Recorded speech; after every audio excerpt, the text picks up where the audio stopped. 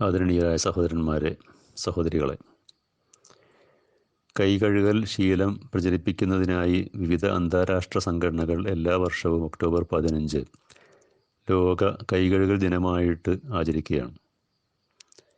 Global hand washing day.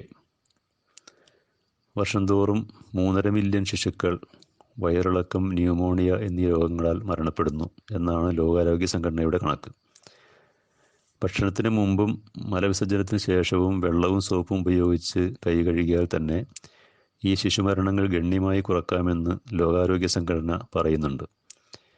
ഇരു കൈകളും നല്ലതുപോലെ നനച്ചതിന് ശേഷം സോപ്പ് പത കൊണ്ട് 20 സെക്കൻഡെങ്കിലും നന്നായി പതപ്പിക്കുക. ശേഷം വെള്ളമൊഴിച്ച് നന്നായി കഴുകുക. ഇതിലൂടെ രോഗാണുക്കൾ ശരീരത്തിൽ പ്രവേശിക്കുന്നത് തടയാൻ കഴിയും. COVID-19 വ്യാപനം തടയാൻ നിർദ്ദേശിക്കപ്പെട്ട ഒരു രീതിയാണല്ലോ കൈകൾ സോപ്പിട്ട് ഇടയ്ക്കിടെ കഴുകുക എന്നത്. കൈകൾ സദാ ശുദ്ധിയായി സൂക്ഷിക്കുന്നവരിൽ ആമാശയ സംബന്ധമായ രോഗങ്ങൾ 30% കുറക്കാൻ കഴിയുമെന്നും ശ്വാസകോശ സംബന്ധമായ രോഗങ്ങൾ 20% കണ്ട് കുറക്കാൻ കഴിയുമെന്നും പഠനങ്ങൾ തെളിയിച്ചിട്ടുണ്ട്. അതുപോലെ നേത്രരോഗങ്ങളുടെ പ്രധാന കാരണം കണ്ണിൽ കൈകൾ കൊണ്ട് സ്പർശിക്കുന്നതാണ്. അതിനാൽ കൈകൾ കൊണ്ട് കണ്ണ് സ്പർശിക്കരുത് എന്നും ആരോഗ്യ വിദഗ്ധർ മുന്നറിയിപ്പ് നൽകിയിട്ടുണ്ട്. പ്രവാചകൻ നബി തിരുമേനിയുടെ ജീവിതത്തിൽ ഒരുപാട് നല്ല മാതൃകകൾ നമുക്ക് കാണാൻ സാധിക്കും. പ്രവാചകനെക്കുറിച്ച് പറയുന്നത്, അദ്ദേഹം ഭക്ഷണം കഴിക്കാനോ അല്ലെങ്കിൽ ഉറങ്ങാനോ ഉദ്ദേശിച്ചാൽ നമസ്കാരത്തിനു വേണ്ടി അംഗശുദ്ധി വരുത്തുന്നത് പോലെ വളരെ നന്നായി അംഗശുദ്ധി വരുത്തിയിട്ടാണ് അദ്ദേഹം ഭക്ഷിച്ചിരുന്നതും അതുപോലെ തന്നെ ഉറങ്ങാൻ പോയിരുന്നതും. പ്രവാചകൻ പറഞ്ഞു, ആരുടെയെങ്കിലും കയ്യിൽ ഭക്ഷണത്തിൻ്റെ കൊഴുപ്പോ മെഴുക്കോ അല്ലെങ്കിൽ മണമോ അവശേഷിച്ചിരിക്കെ കിടന്നുറങ്ങിയിട്ട് പിന്നെ എന്തെങ്കിലും സംഭവിച്ചാൽ അവനെ തന്നെ കുറ്റപ്പെടുത്തിയാൽ മതി എന്ന് പറഞ്ഞാൽ, ഇപ്പോൾ രാത്രി പല ജീവികളും രോഗാണുക്കളും ബാക്ടീരിയകളൊക്കെ ആ കയ്യിൽ വന്നിരിക്കും. പിന്നീട് ആ കൈ ഉപയോഗിച്ച് അവൻ എവിടെയെങ്കിലുമൊക്കെ സ്പർശിക്കും, ചിലപ്പോൾ ഭക്ഷണം കഴിക്കും, വെള്ളം. അപ്പം അതുവഴി ആ രോഗാണുക്കൾ അവൻ്റെ ശരീരത്തിൽ പ്രവേശിക്കും. അതുകൊണ്ടാണ് അത്രയ്ക്ക് ശക്തമായൊരു മുന്നറിയിപ്പ് പ്രവാചകൻ നൽകിയത്. ഒരു വിശ്വാസി ദിവസത്തിൽ നിർബന്ധമായും 5 നേരം കൈയും മുഖവും കഴുകി വൃത്തിയാക്കുന്നു. അതും 3 പ്രാവശ്യം വീതം. ഇപ്പോൾ കൈ കഴുകലാണെങ്കിൽ 3 പ്രാവശ്യം, വായ ഉപ്പിളിക്കൽ, മൂക്കിൽ വെള്ളം കയറ്റി ചീറ്റൽ, ഇരു കൈകളും മുട്ടുവരെ കഴുകൽ, കാല് അതിൻ്റെ വിരലുകൾക്കിടയിൽ, കയ്യിൻ്റെയും കാലിൻ്റെയൊക്കെ വിരലുകൾക്കിടയിൽ നന്നായി വെള്ളം കയറ്റി വൃത്തിയാക്കി, അങ്ങനെ 3 പ്രാവശ്യം വീതം കഴുകണം പ്രാർത്ഥിക്കാൻ പോകുന്ന സമയത്ത്. ഇതേപോലെ തന്നെ വേണം എന്നാണ് പ്രവാചകൻ പഠിപ്പിക്കുന്നത് ഭക്ഷണം കഴിക്കാൻ പോകുമ്പോഴും. അപ്പം അത്രയ്ക്ക് സൂക്ഷ്മതയോടുകൂടി ചെയ്യേണ്ട ഒരു കാര്യമാണ് ഈ കൈ കഴുകുക എന്നത്. അപ്പം ഇതിലൂടെ ആത്മീയമായും ഭൗതികമായും മനുഷ്യൻ ശുദ്ധീകരിക്കപ്പെടുന്നു എന്ന കാര്യം നാം മറക്കരുത്.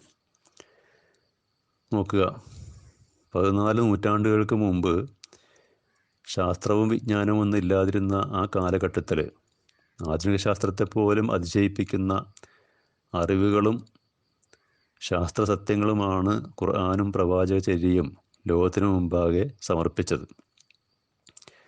പ്രവാചകൻ പറയുന്ന കാര്യങ്ങളൊക്കെയും അതൊക്കെ ദൈവിക നിർദ്ദേശങ്ങളുടെ അടിസ്ഥാനത്തിലാണ്.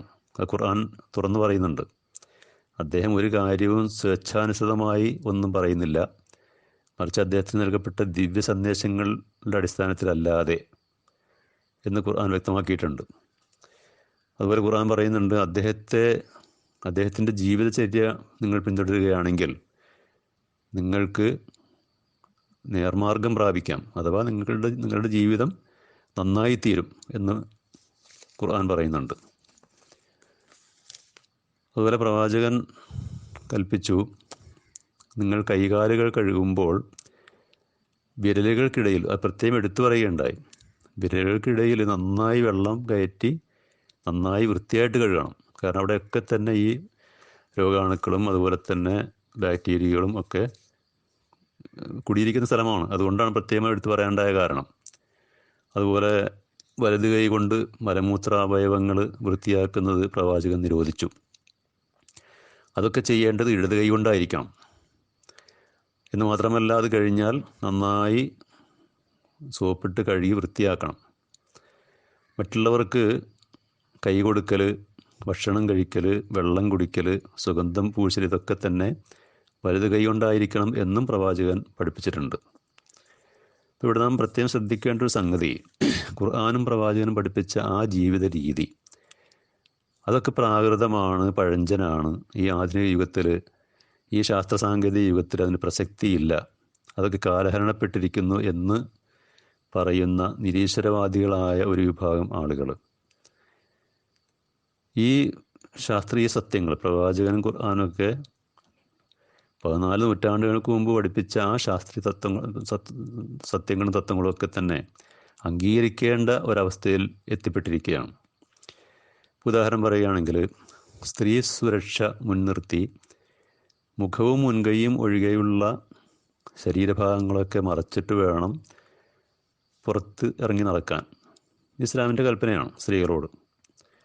പക്ഷെ അതിനൊക്കെ പരിഹസിച്ച ആളുകൾ, കളിയാക്കി നടന്നിരുന്ന ആളുകളൊക്കെ ഇന്ന് നമുക്കറിയാമല്ലോ, സ്ത്രീ പുരുഷ ഭേദമന്യേ ഈ പറഞ്ഞതുപോലെ മുഖവുമൊക്കെ മറച്ച് ഫുൾ സൂട്ടണിഞ്ഞ് കൊണ്ടാണല്ലോ ഇന്ന് പുറത്തിറങ്ങുന്നത്.